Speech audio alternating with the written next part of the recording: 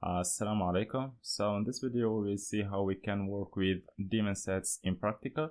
We will see how we can create DaemonSets in a Kubernetes cluster, and we will see the cases that when we add a new node to our Kubernetes cluster, the DaemonSet will take care of creating a new pod on this worker node. Okay. Another thing that we're gonna see here is how to use node selectors in Kubernetes to tell the DaemonSet to create pods on a set of nodes instead of deploying the application on all the worker nodes. Okay, so first of all, let's create the YAML file needed to create a DaemonSet, and for that here I'm gonna create a new file. I'm gonna call it fluentd ds for DaemonSet .yaml. Okay, here we will use the fluentd image, which is a log data collector that we can use, for example, to collect the logs on a specific node. Okay, so like all the Kubernetes objects, here the first thing that we have to specify is the API version, which is apps v1. So if you want to create a DaemonSet, the value that you have to give to the API version is apps/v1 instead of v1. Okay, so for the kind here, we want to create a DaemonSet object, and then we have the metadata section. Here we can give a name to our DaemonSet. For example, I'm gonna call it fluentd ds. You can also give the DaemonSet some labels, but it is not required. And then we move to the spec section. In the spec section here we have the template, which will contains the pod's description. So here we have the metadata.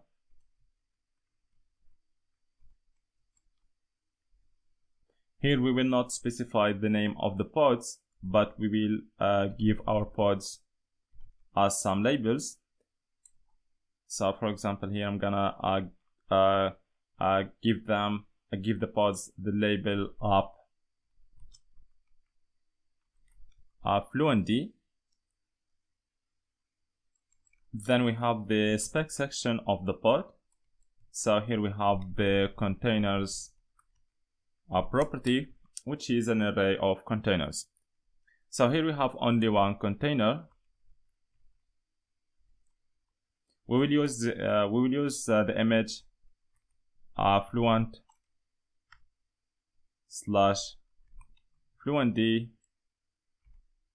with the tag v1.16-1. Okay, so here is the image that will be used to create a container inside a pod. Okay, then we will give our container a name. So for example, I'm gonna call it fluentd container. So that's it for the description of the pods. And finally here we have to tell the DaemonSets about the pods that it has to manage, and that's done using the selector property.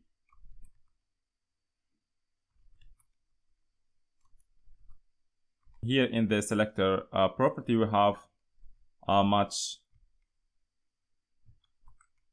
labels, and here we have to mention the labels given to the pod, okay, which is fluentd.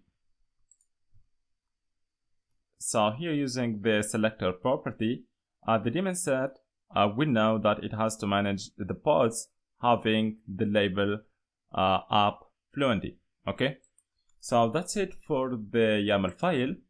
Now let's use this file to create the DaemonSet. So first of all, let's verify that we didn't have any pod in the Kubernetes cluster using kubectl get pods. So there is no pod running in the Kubernetes cluster. And now to create the DaemonSet using this file, we use the command kubectl create a -f, and then we give it the name of the YAML file, which is fluentdds.yaml. A daemon set called fluentdds was created successfully. We can verify that using kubectl get ds for daemon sets. So here we find our daemon set object called fluentdds. Now let's get the pods using kubectl get pods. So here we have only one container running on the node minikube. Okay, so here because we have only one node in the cluster, the fluentdds daemon set create only one pod on that node. Okay, now let's add a new node to the cluster and see if the daemon set will create a new instance of the fluentd application on that node or not. Okay, so to add a new node to the Kubernetes cluster with minikube, we use the command minikube node add. Okay, so this command will add a new node to our Kubernetes cluster. Let's press enter. So the node was successfully added to the cluster. Let's display the nodes that we have now in the cluster using kubectl get nodes. So now we have two nodes. One is called minikube and the other is called minikube m02.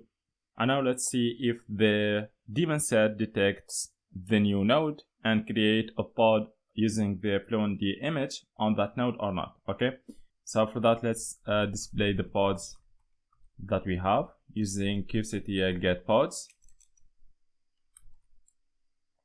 So now we have two pods running in our Kubernetes cluster. Let's see where these pods are running, on which node. So here we see that the first pod, so with this name, is running on the second node, which is minikube-m02. And the second pod, so this one, is running on the node called minikube. Okay, so after adding the node minikube-m02 to the cluster, the daemon set detects that a new node is added to the cluster and create a new pod on that node. So always where we use a daemon set, we can make sure that if a new node is added to the cluster, the daemon set will detect that node and will create a pod on that node. Okay, we can test that again by adding another node to the cluster using the command minikube node add. So now minikube will add a node with the name minikube combined with m03 to our Kubernetes cluster. So the third node was successfully added to the cluster. We can verify that using kubectl get nodes. So now in our Kubernetes cluster we have three nodes: the minikube node, the minikube m02 node, and the third node is called minikube m03. Okay, and what will happen after adding the third node? The daemon set will detect that a new node is added to the cluster and it will create a new pod using the fluentd image on that node. We can verify that using the command kubectl get pods. So now we have three pods running in the cluster. Let's see on which node the pods are running using the while option. So now we have a pod running on the minikube node and another pod running on the minikube 02 node, and a new pod was created and is running on the minikube m03 node, which is the new node added to the cluster. So with the daemon set, we can make sure that always any node is added to the cluster, the daemon set will notice that a new node joins our Kubernetes cluster and it will create a new pod using the image specified in the DaemonSet spec file on that node. Okay. Now to delete those pods, what we have to do is to delete the DaemonSet itself. Because if you delete the pods and not the DaemonSet, the pods will be recreated by the DaemonSet. Okay. So for example here, if we delete the pod running on the second node, which is minikube m02, if we delete this pod using the command kubectl delete pod, and then we give it the name of the pod, which is fluentd ds combined with those characters. So here Kubernetes tells us that the pod was successfully deleted, but if we display the pods again using the command kubectl get pods, here we see that we still have 3 pods running. And that's because the DaemonSet detects that the pod running on the second node was deleted, so it will create a new pod on that node. And here is the new pod created on the second worker node. And we can verify that using the command kubectl get pods with the white option. So here you see that this pod was created 53 seconds ago, and it is running on the node minikube m02. So to delete the pods, we have to delete the DaemonSet itself. And we can do that using the command kubectl delete ds or DaemonSet fluentd ds. Okay, and then we give it the name of the DaemonSet object, which is fluentd ds. Or we can use the command kubectl delete and then -f, and we give it the name of the file used to create the DaemonSet, which is fluentdds.yaml. Let's press enter. So here we see that the DaemonSet fluentdds was deleted.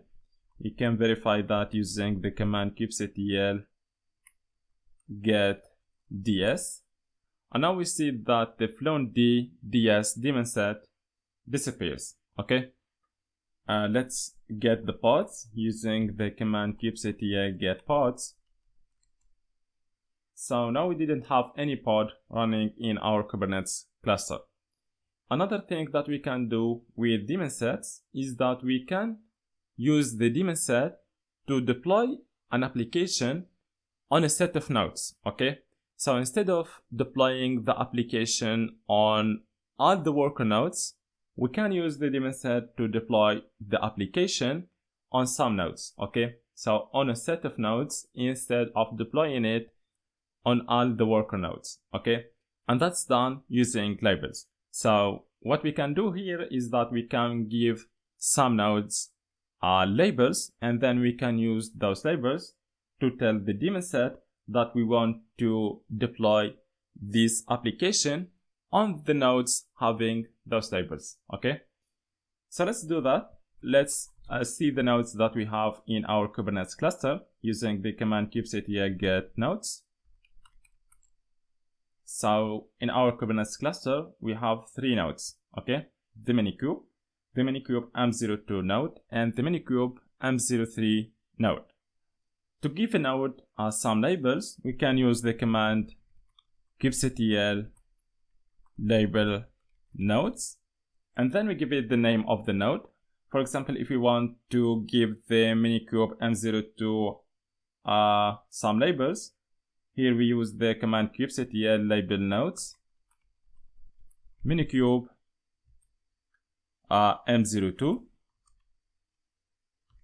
and then we give it the label, for example, disk type SSD. Okay, so let's press enter. So here we see that the minikube m02 was labeled by this label. Okay, we can give the same label for the third worker node, which is minikube m03. So the third worker node was also labeled. Now let's verify that using kubectl get nodes -- show labels.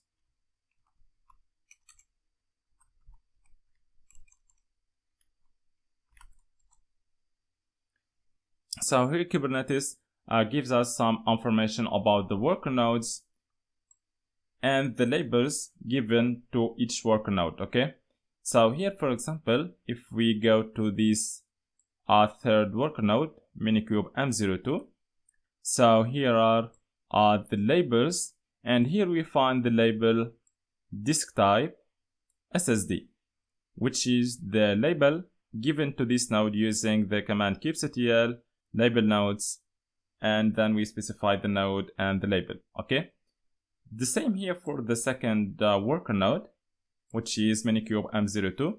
So this node has those labels, and here we find the disk type SSD label. Okay, now we can use those labels to tell the DaemonSet that we want to deploy, for example, here the FluentD application on the nodes having the label disk type SSD. Okay, and that's done here using the node selector property. So here we have a property called node selector, and here we mention the label of the nodes that we want to use for deploying this application. Okay, so here the labels that we have to mention is the label giving to the node Minikube M02 and Minikube M03, which is disk type